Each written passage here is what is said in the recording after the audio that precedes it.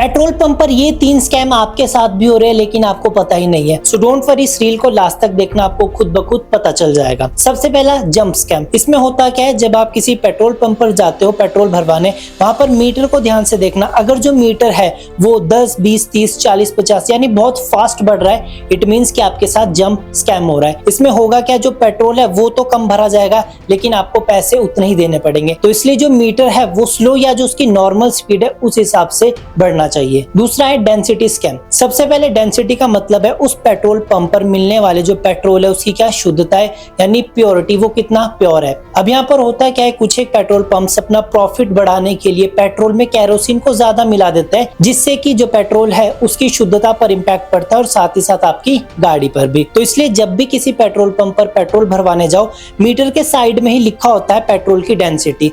वो अगर सही है तो उससे आप पेट्रोल भरवा सकते हो, अदरवाइज वहां पर फिर वो मिलावट होगी। अब जो पेट्रोल की डेंसिटी है वो इसके बीच में होनी चाहिए, तभी वो एक अच्छा पेट्रोल माना जाएगा। और तीसरा जो सबसे कॉमन स्कैम है वो है स्प्लिट ट्रिक। अब यहाँ पर होगा क्या, आप पेट्रोल पंप पर जाओगे और बोलोगे 300 का पेट्रोल डाल दो। अब वो अटेंडेंट 50 पर जाकर रुक जाएगा और बोलेगा हो गया, कि आपको और पेट्रोल भरवाना है? आप बोलोगे हाँ मेरे को और भरवाना है। अब यहाँ वो क्या करेगा, मीटर को रीसेट करने की जगह जो मीटर है उसको 50 के आगे से स्टार्ट कर देगा और 250 पर जाकर उसको रोक देगा और बोलेगा कि 50 का मैंने पहले डाल दिया और 250 का मैंने अब डाला, टोटल हो गए 300, आपका हिसाब पूरा। अब E20 पेट्रोल आने के बाद ये जो स्कैम है ये कहीं ना कहीं बढ़ सकते हैं, तो इसलिए इस रील को शेयर कर दीजिए अपने सभी दोस्तों के साथ, ताकि वो इस चीज के लिए अवेयर हो जाए और इसी तरह की रील्स देखने के लिए फॉलो मी।